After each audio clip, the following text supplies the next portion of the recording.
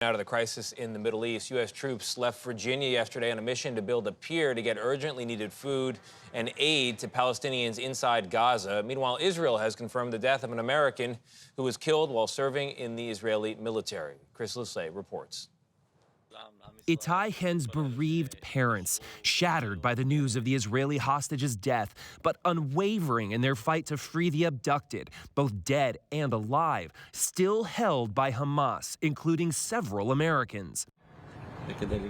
Now is the time. There's a window to get a deal done, his father Ruby pleads. We deserve our loved ones back home.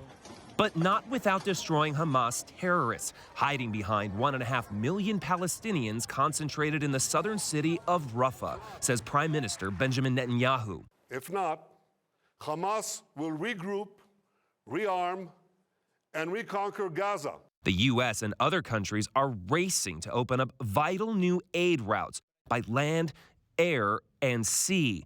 Distributing that aid has been perilous. Kareem Shawa is just 6 years old. His father Musa worked for American charity Anera. They say they provided his coordinates to Israel to make sure they wouldn't bombard his shelter. Instead, days later, they say he and 30 others were killed in an apparent airstrike. Kareem barely survived. He came with severe head trauma, with severe fracture in the skull. We're running out of medication and time, he warns. He needs urgent care now.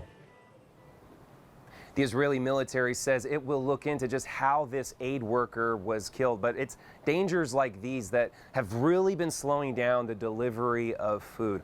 Also slowing it down have been Israeli inspections before it gets into the strip, and then once it gets there, reports of looting. For CBS Mornings, Chris Livesay, Jerusalem.